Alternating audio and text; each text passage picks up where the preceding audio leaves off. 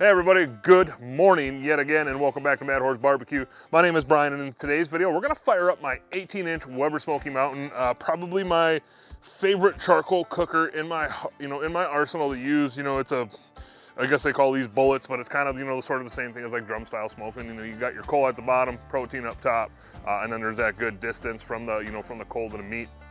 But we're gonna fire this thing up today, and we're gonna do some pulled beef sandwiches. Now the cut of meat I'm gonna use today for the pulled beef is about a 3.8 pound chuck roast. I went ahead and I rubbed it down earlier. The rub I used, Tailgaters BBQ Party Rub, best damn rub in barbecue if you ask me.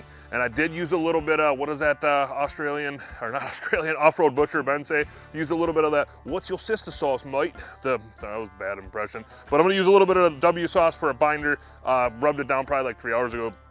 But anyways, we're gonna do, like I said, pulled beef sandwiches on here today. In the first part of the cook, we're gonna put the meat right on the grate, right over the coals, probably for about an hour or two until I get some nice color on both sides. Then it's all gonna get put into a Dutch oven with an Au Jus packet, Hidden Valley Ranch packet, a Can of Beef Consomme, and a whole jar of pepperoncinis, and it's gonna finish out that way. It's kind of like that Mississippi pot roast video I did, except I'm not gonna put the butter in it. I can't believe I'm saying this, but when I did that Mississippi pot roast recipe on my Pits and Spits like a year ago, the only thing I didn't like about it, I didn't like the butter. It was just too much for me, and it was just too rich. I can't believe I'm saying that because butter makes everything better in my opinion. But anyways, like I said, meat's rubbed down. Let's go ahead, let's get the Weber Smoky Mountain going first. So I'll bring you in and I'll show you how we get it going. Coal we're gonna use today is the B Oak Briquettes, and I do have one little chunk of post oak right here. So bring you in, let's get it going. Bloop, bring you in, let's get it going. All right, first things first, let's go ahead and just get the main cooking chamber off. I'm gonna open up all 3 bottom vents. 1, 2, 3, and take charcoal. I'm just gonna fill the whole basket up. Next step is I'm just gonna take some in the middle, take them out of the middle and put it right in a little Weber starter chimney.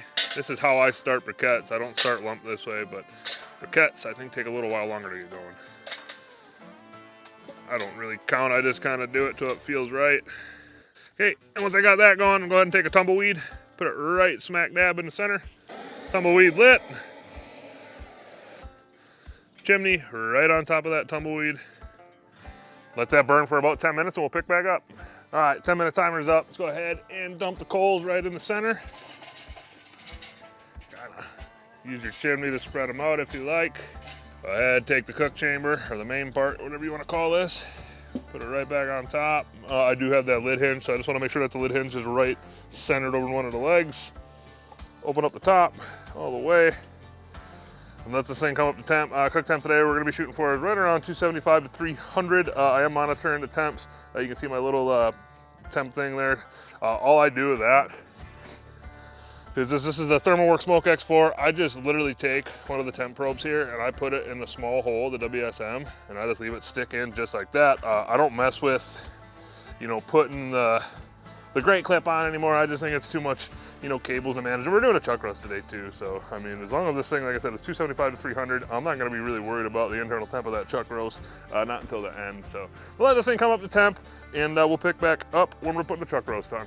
All right, grill is up to temp, sitting right at about 280 right now. Like I said, I want to run this thing right in between 275 and 300. Here is the chuck roast. Cool shadow, bro. But anyways, it's a pretty massive chuck roast, 3.8 pounds. It's really long, thin, so it should work out good. Well, let's go ahead and just pop it right on. Kind of scrunch it up.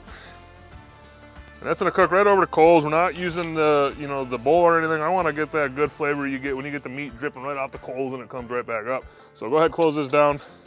Last thing I'm gonna do is I'm gonna go ahead and take this little chunk of post oak, toss it right on top of the coals. I'm gonna tuck it in there. Ooh, that's hot. Close this thing down, and I'm not really sure what we're gonna do. I'm pretty sure I am gonna be flipping this thing. I'll probably let it go for 30-45 minutes aside, and then I'll put it in that pot once I get the color I want on the roast and maybe a little bark set too. So we're gonna close this thing down, leave it cook for about 30-45 minutes, and we'll pick back up when we're flipping it. We're back we're 30 minutes in. I think I'm gonna go ahead and give this thing a flip. Looking good, starting to get some nice color on that side. Go ahead, close this thing down. We'll let it go for another 30-45 minutes and we'll pick back in then. All right guys, about an hour in. Take another quick peek. Looking pretty good. I'm gonna go ahead and take it, flip it over again, close it down, and the way it's looking right now, I'm probably gonna let it go probably for another about 20 minutes like this, and then flip it again. So I'll pick back up in about 20 minutes. All right, been on for about 30, borrow the 6, carry the 2. I'm not good at math. Been on for about an hour and 20 minutes. Did 30, then 20, and now we're gonna flip it another one and give it another 20 minutes.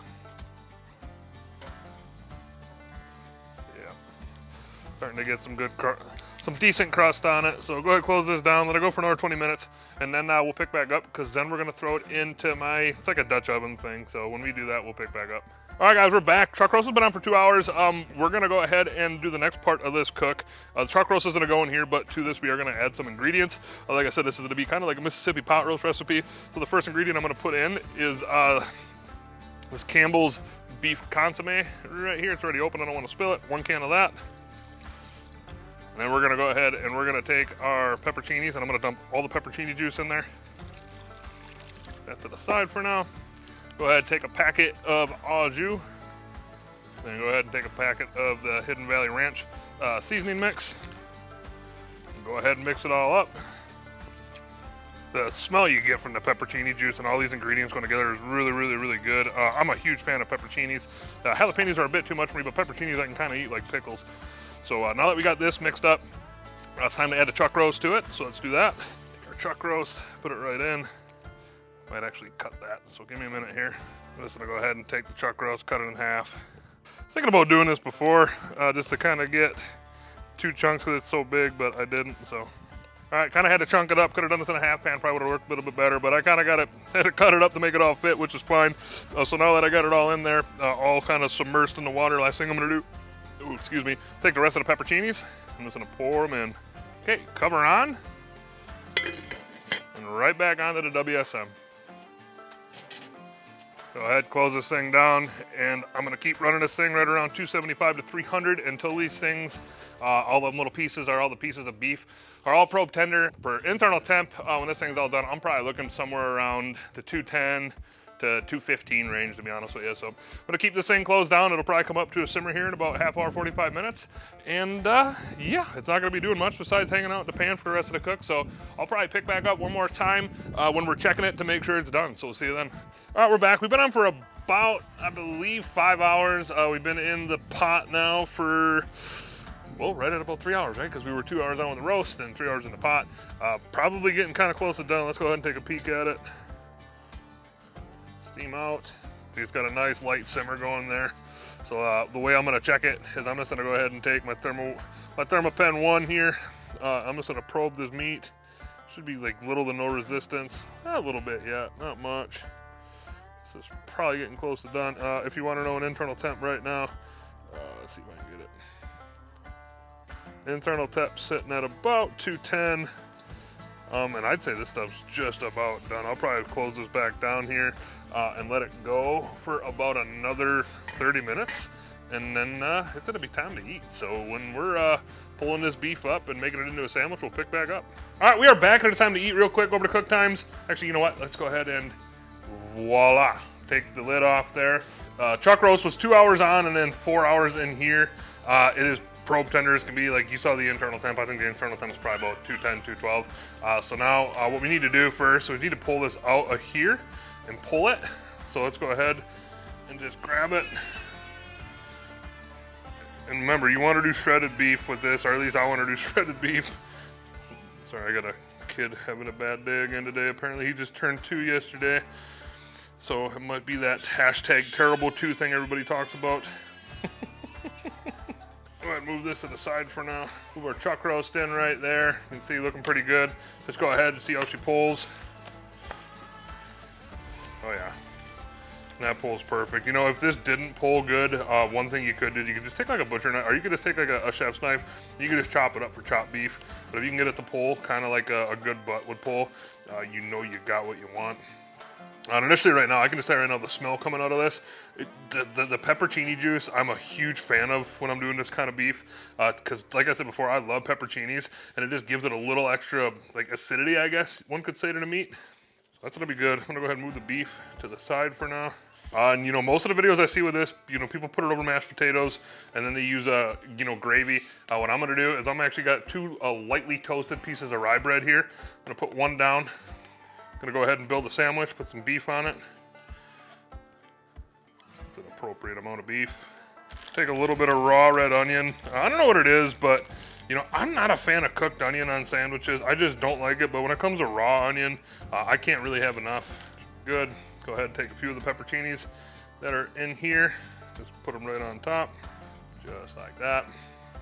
Go ahead and top it, kind of press it down, cut her in half. Go ahead and take a peek at our sandwich. But that right there is looking pretty dang good. Let's go ahead and take it into a taste test.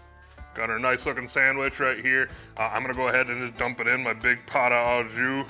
All that leftover beef gravy over here. Nice bite right there. Let's go ahead and try it.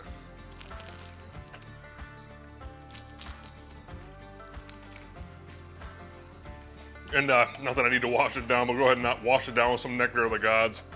All right, so I just ate half of that sandwich, and I gotta tell you right now, I'm not a huge fan of rye bread, but the rye bread I'm using is just this this beefsteak rye bread. I remember having this growing up as a kid, and there were certain times that I really liked it. And from what I remembered, you know, hot beef sandwiches was one of the times. And I can tell you right now that this bread with this meat is super good. Just going over the flavors, the Tailgaters on there, absolutely fantastic. And then obviously, you know, putting this thing in the pot and kind of more or less making your own crock pot with a Dutch oven. But you know, the Hidden Valley Ranch packet, the au jus mix, the beef consomme, and of course the pepperoncinis. That is just an absolutely fantastic combo. If you guys or girls have not tried this before, or if you've tried it and always tried it on mashed potatoes, I'd highly suggest giving it a shot, you know, on a sandwich. And if you have a grill and haven't done it on a grill, give it a shot on a grill. Because I've done it on a pellet grill before, but, you know, doing the chuck roast for a couple hours over direct coals and a little piece of wood right from the get-go, you incorporate a smoke flavor into here that you just don't get when you cook on a pellet grill, in my opinion. So if you got something like Weber Smoky Mountain or a pit barrel cooker or a Gateway or any kind of drum, Oklahoma Joe's Bronco Pro, I highly suggest you give it a shot. So no, besides that, little guy in the background screaming his lungs out. So I'm gonna go ahead and sign off. Hope you guys and girls have a good night. See you in the next video. I'm done.